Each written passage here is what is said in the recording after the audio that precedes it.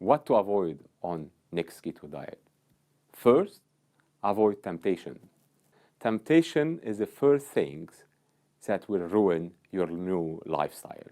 Avoid trying, smelling, touching, everything, really everything, that will take you back to those dark days of dieting, gaining weight, and dieting. Your new lifestyle should be clean and green. You should avoid anything that reminds you of the taste of sugar. Anything. I personally advise you even to avoid the sweeteners that are keto friendly. Sweet tastes remind you of those dark habits, those addictions that we just got away from.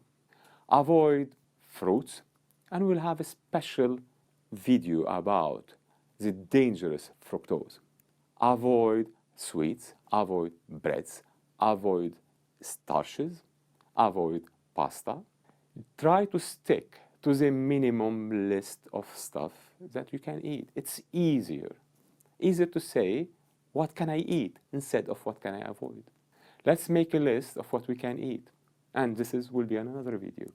But I want you, first of all, and again, and again, and again, avoid temptation, avoid temptation, avoid temptation.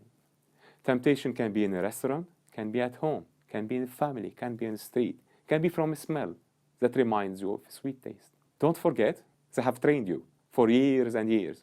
As I said before, they have put sweet taste in your baby food. And they have been putting it every single day after in every food.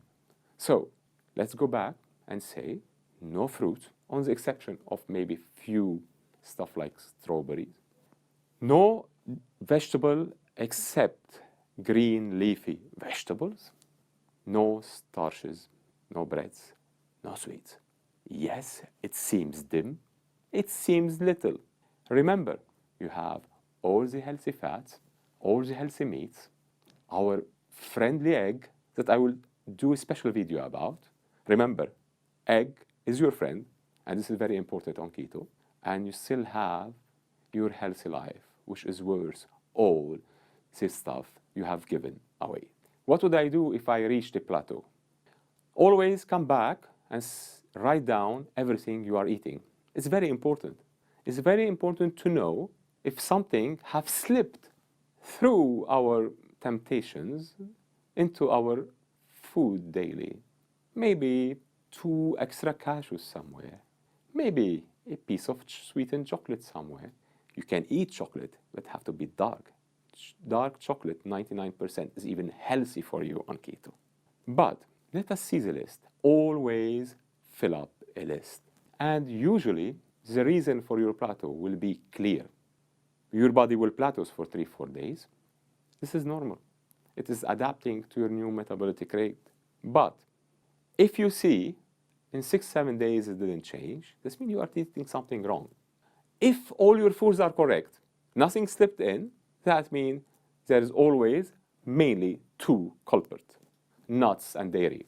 Dairy because it's inflammatory and it can trigger inflammatory processes that triggers cortisol and insulin, even if they are fatty and good in general for keto. And nuts because they crop up the number of carbs you are eating. That's why next keto diet is more based on getting your carbs out of your greens instead of getting them out of dairy and nuts. Again, nuts are good, dairy are good, but they are not fit for everybody. So, if you plateau, always remember, write down everything you eat, check that nothing has slipped down. Even sometimes just changing the double cream in your coffee just to cream is enough to add carbs. Sometimes it's changing a few habits, like adding a tomato to a salad can change the way you are doing on keto. So keep it on a paper, let's look at it, and I think it will be very clear. Please press now the subscribe button to stay updated with our 3 new videos every week. Press the bell ring too, so you get a notification every time we post a new video. Stay healthy, stay in keto.